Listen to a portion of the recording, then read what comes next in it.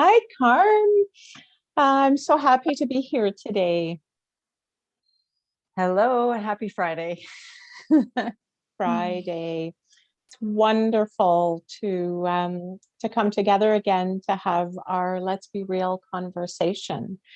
It's been an important journey for us in terms of beginning these conversations where we have the opportunity to just chat and essentially be real and Mm, bring topics that are important to us in the hopes that our listeners gain some insights. But often it's about us expressing and exploring our own insights. So, really, really happy to be here with you today. And today's topic is on nurturing resilience. We wanted to bring this topic to our listeners because it's one of the things that we've noticed coming up. I think it's fair to say both in ourselves, but also with the clients that we meet with. And we just wanted to share some thoughts, some ideas about how we take this incredibly difficult time in our world and build in some strategies to nurture resilience, to find that peace and calm in the middle of what I'll call a storm. So, hoping this conversation is beneficial for those who are going to be listening to it. But for me, any conversation that I have with you is always beneficial to me. So super happy to have you here today. oh, Suzanne, as am I. And I love our conversations, the opportunity to be raw, risky, and real, speak our truth about what's bubbling up for us and what we're witnessing in each other and in the people that we work with. So, nurturing resilience, how powerful those two words together can be when we take a moment to pause and reflect on what does that mean and what does that look like. And it will be different for everyone, but there's some things that are similar to every human. And I love this famous parable, um, that I'll just read, and it's about the two wolves. Hmm. uh, the grandfather says to his grandson, "In life, there are two wolves inside of us, which are always at battle. One is a good wolf, which represents things like kindness, bravery, and love. The other is a bad wolf, which represents things like greed, hatred, and fear." The grandson stops and thinks about it for a second, and then he looks up at his grandfather and says, "Grandfather, which one wins?"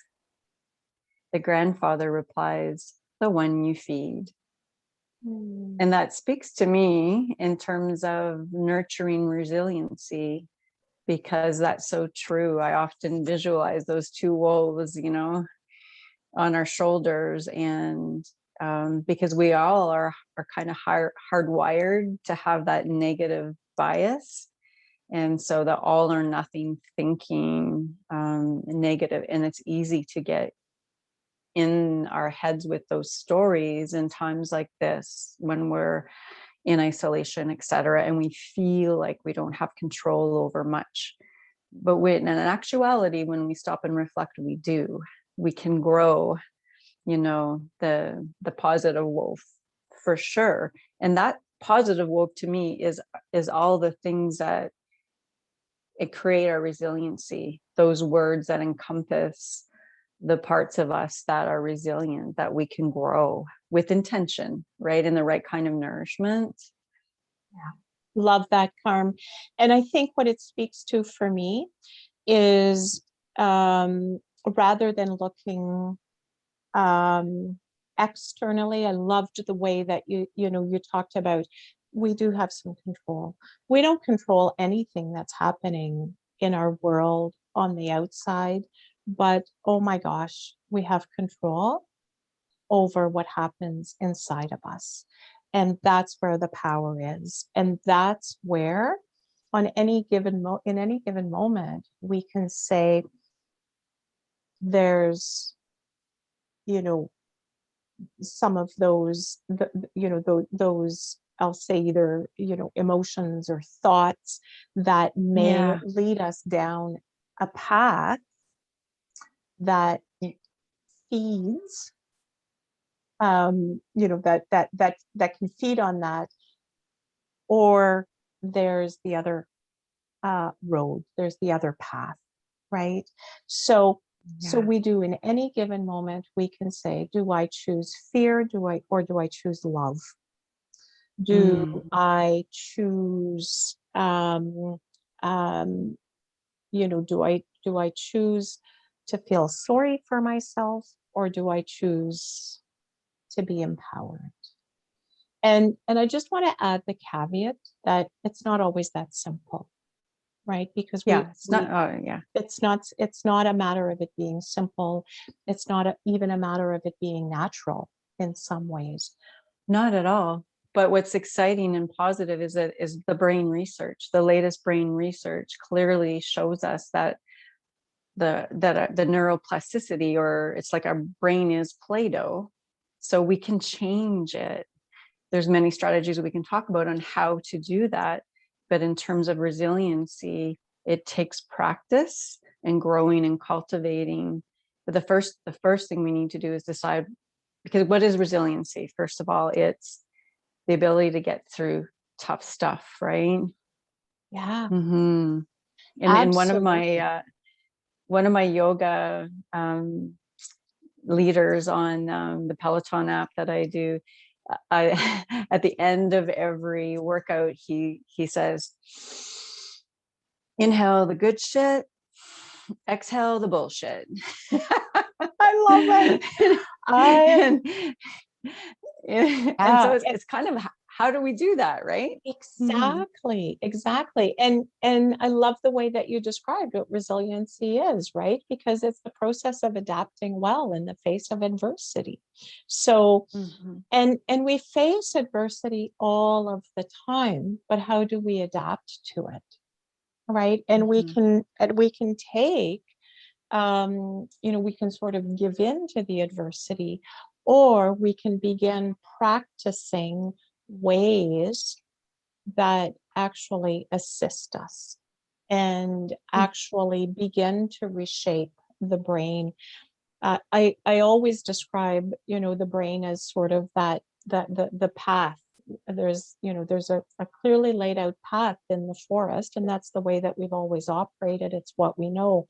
But when we begin to become aware that we actually have some control over what happens, we actually begin to form a new path. And that can be a healthier path, that can be one that actually supports our growth. Um, it, it can be a path that allows us to actually flourish. Mm. Flourish, new path. And what you just said, I love how you bring the nature in into this. And I think when I think of resilience, I think of the big willow tree, right? Flexible, because being flexible and adaptive are resilient qualities, aren't they?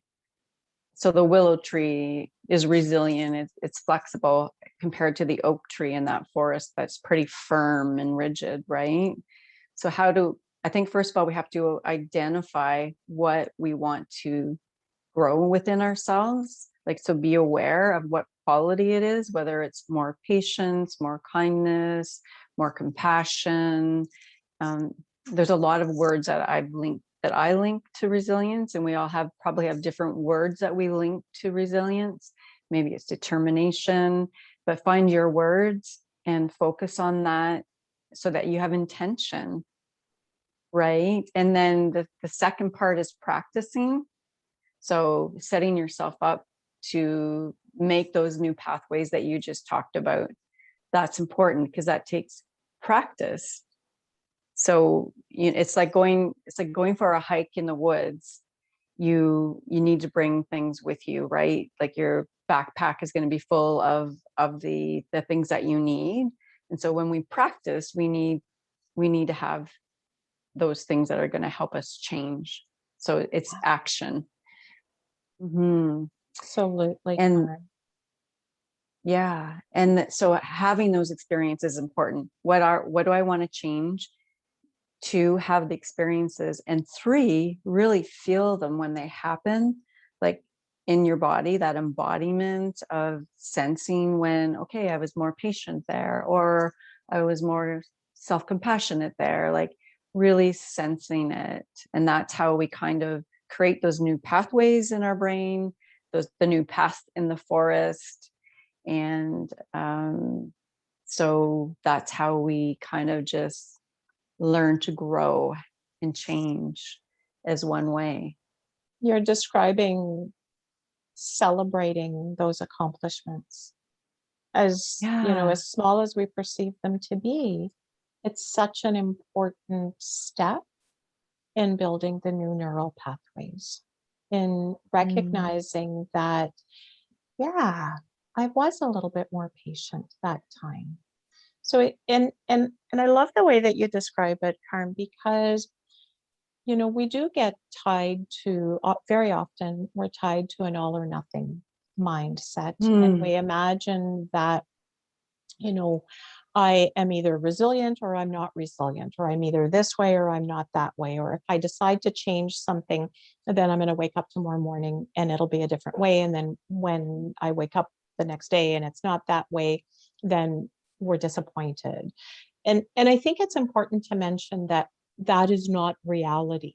We don't develop and we don't grow as human beings in an all or nothing way. It is a process. And we have, we can, we have successes, we can have successes each and every day, but they're typically small successes. But we need to learn to celebrate them. We need to learn to recognize them.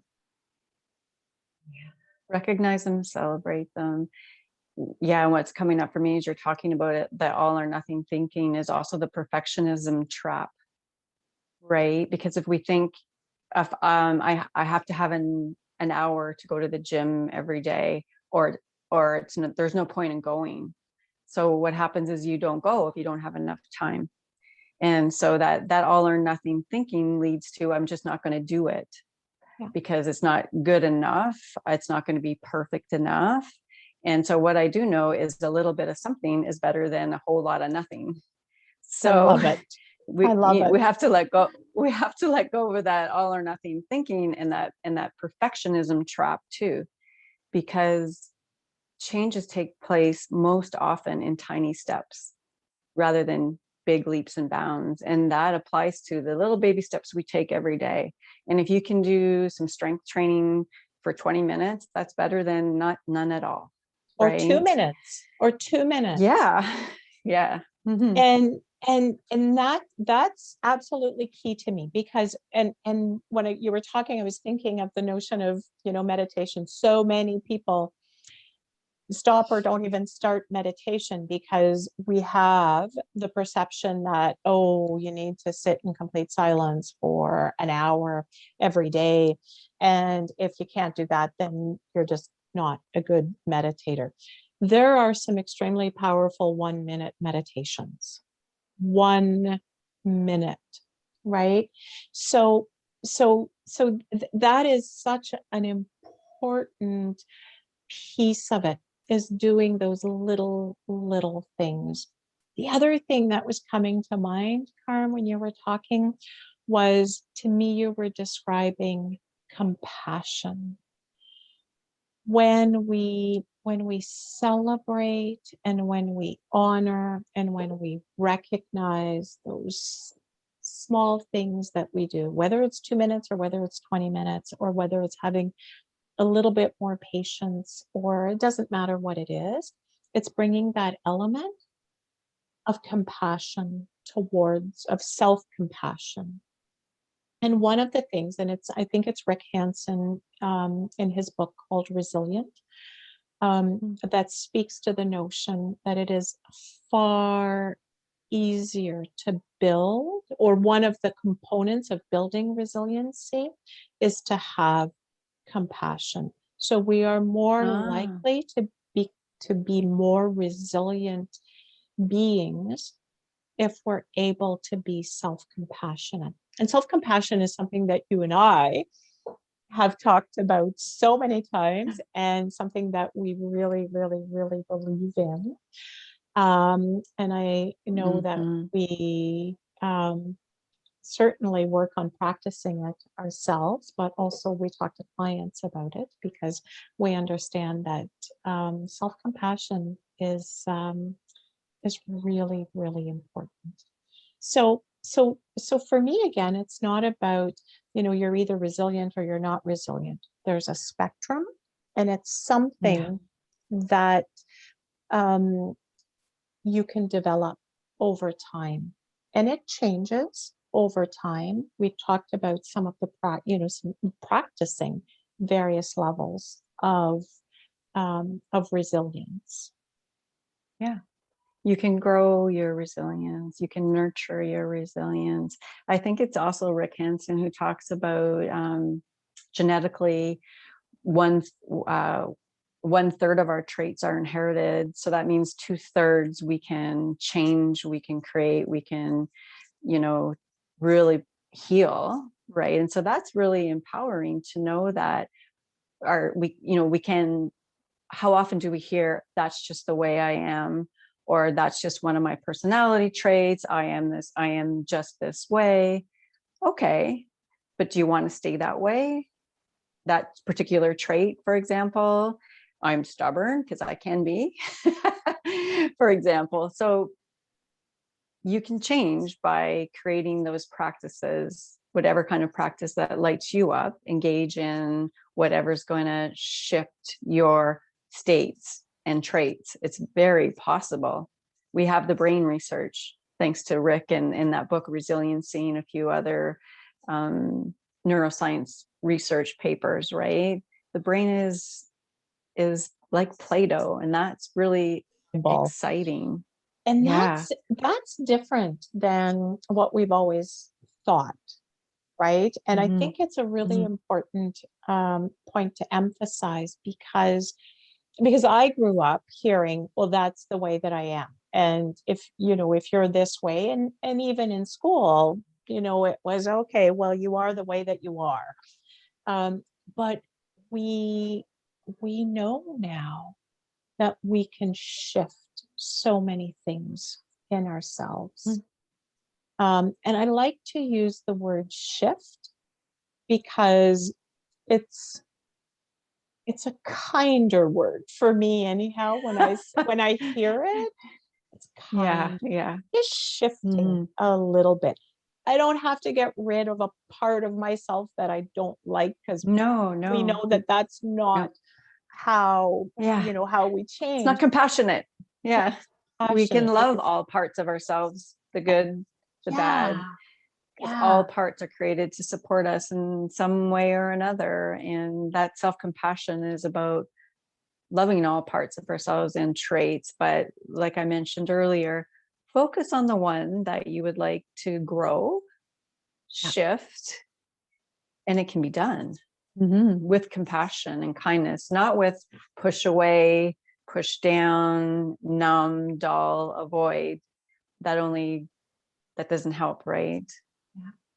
Those are popular strategies, but ineffective in terms of resiliency. Absolutely. The other thing that comes to mind when we think of resiliency, and I want to talk a little bit about this, is the connection to others.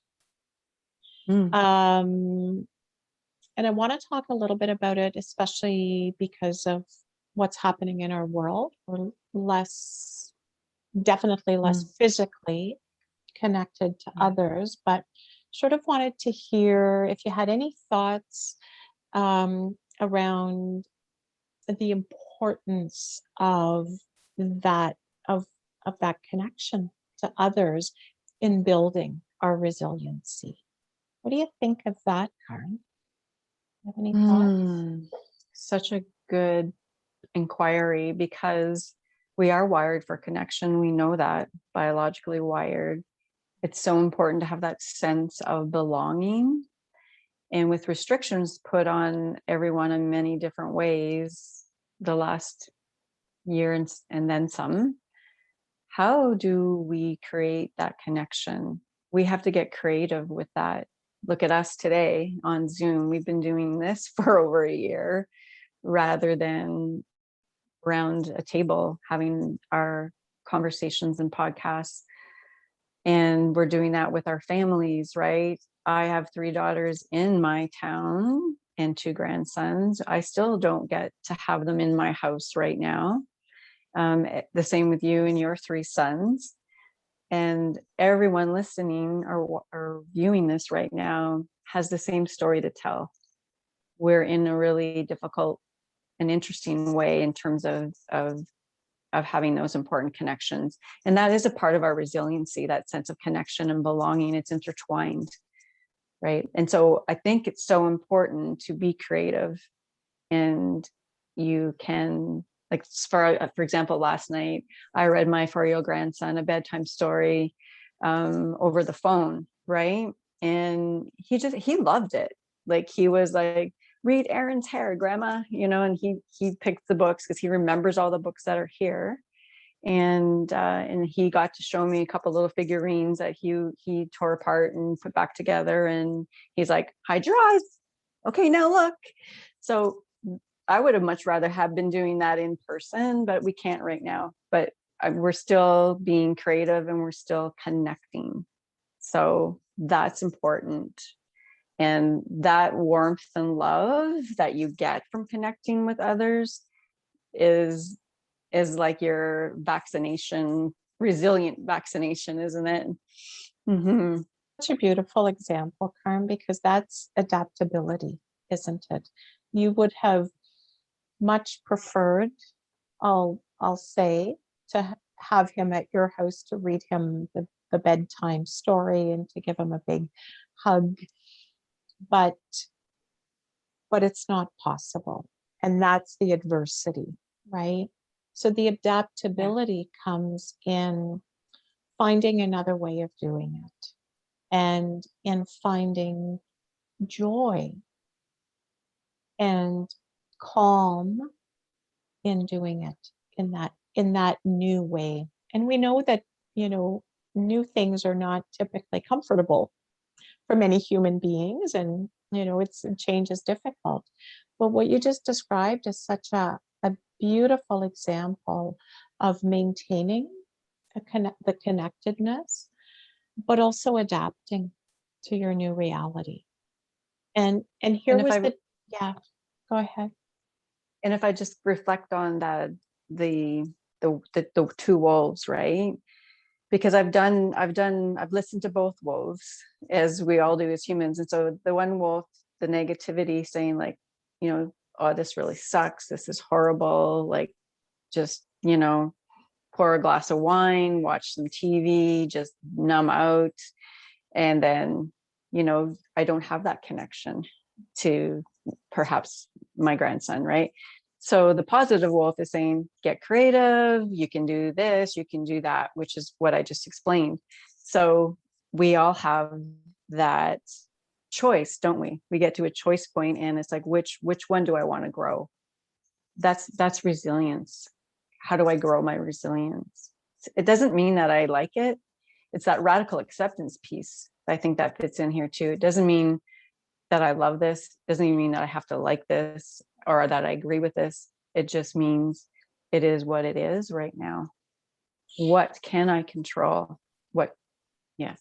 And taking power over what you can control. It's a reality.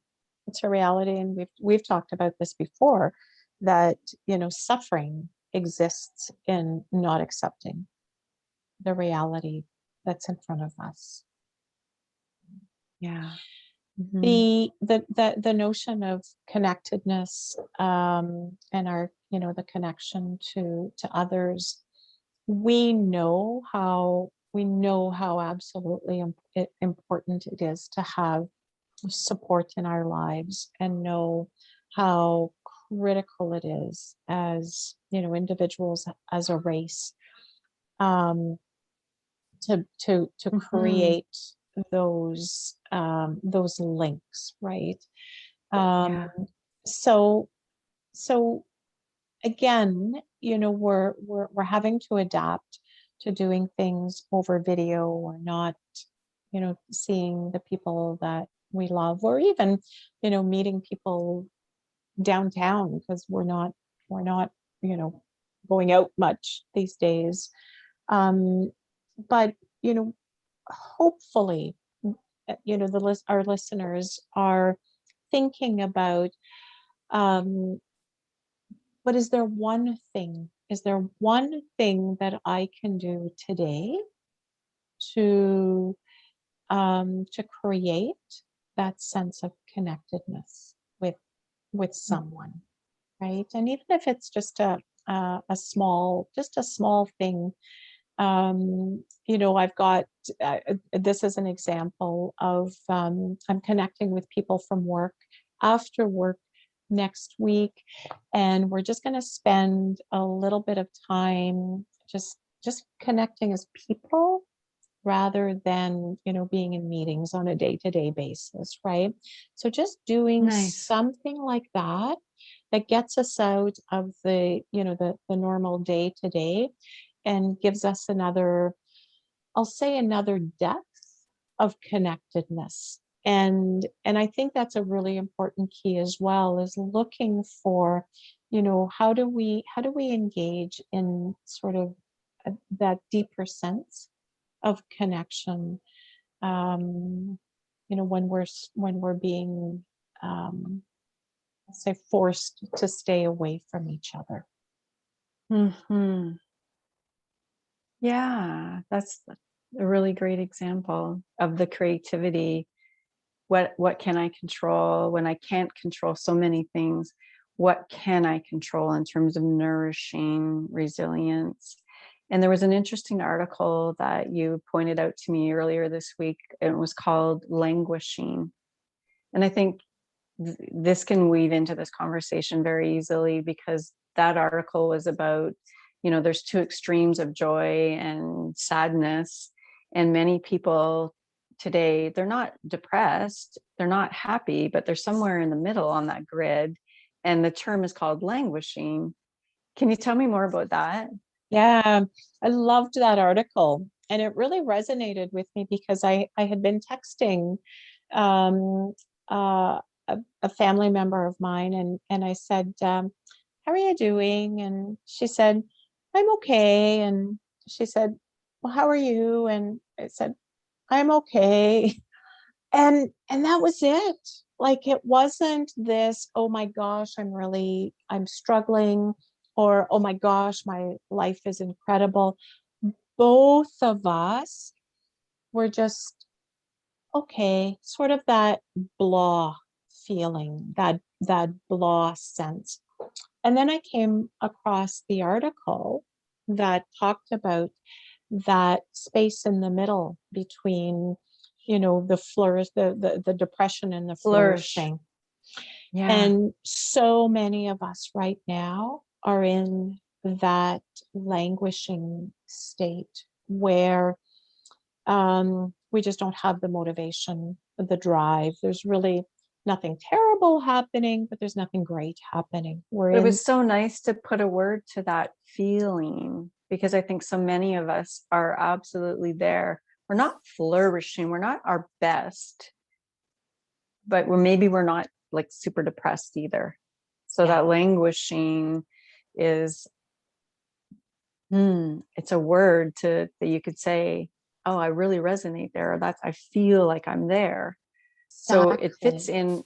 fits in with resilience, because we're not saying that to be resilient, you need to be super successful and feeling great all the time. Not at all. It's just recognizing, number one, where you are. Like, that's so important, because resilience sometimes can be, I'm languishing right now. That's the best I can do, and that's okay. And one of the interesting parts of that article was um, was the part where they were describing that those who are languishing now are more likely to suffer post-traumatic stress disorder in 5 to 10 years from now. So for me, the important part is recognizing, oh, okay, yeah, I'm not at my best right now. Certainly not at my worst right now. But now that I know, and now that I can put a word to it, I can do something about it. And that's the key. That's how we started the conversation, right? Around action. And again, that doesn't Yeah. mean that it's a major endeavor.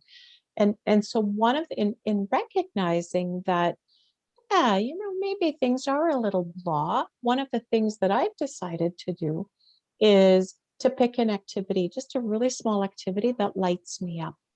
Something that just makes me smile, that shifts my mood a little bit.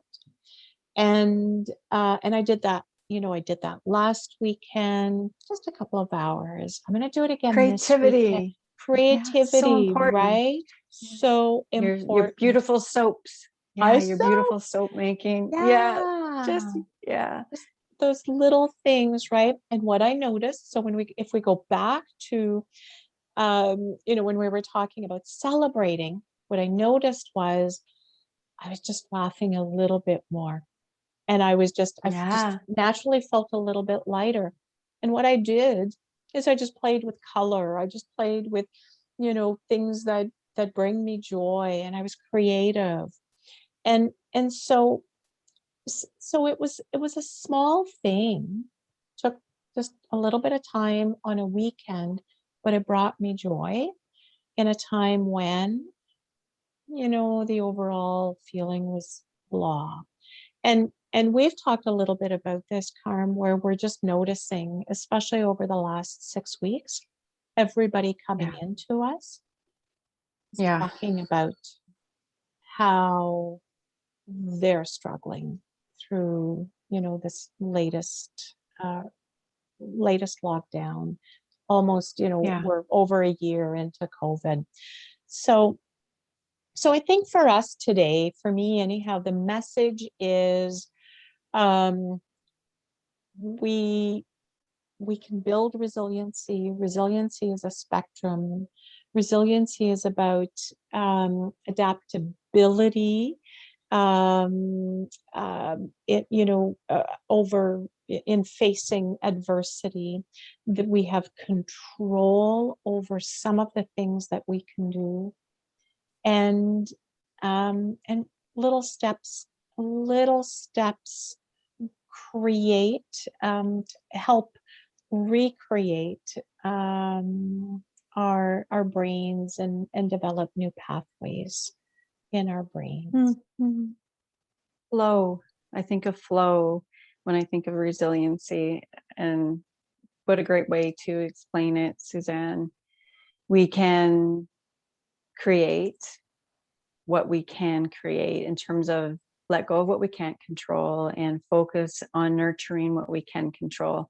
Back in January, we said let's focus this year on nourishing our body, minds, and souls, and that theme has been really impactful for me in order to cope and grow my own resiliency and help clients with theirs as well. So I think it's a theme in everyone's life right now, whether you are sad or flourishing or languishing, somewhere in the middle of that spectrum, somewhere on that spectrum. Most people are languishing, and that's okay. And I hope the takeaway from our conversation today is that you're not alone, and there are some things that you can be intentional and can be very impactful in terms of growing your resiliency and your, those positive emotions again. I love that. And maybe that's a beautiful place to end, Carm, where we just remind our listeners that they're not alone. We're not alone. And we hope that that this chat, this Let's Be Real chat, has helped or will be helpful in feeding the wolf that brings us joy. So thank you, my friend, for this raw conversation where we have the opportunity to just be real. Thank you, Suzanne. As always, such a pleasure to share heart to heart with you. And to all our listeners, we hope that you nourish yourself so that you too can flourish. Love it. Bye, everyone.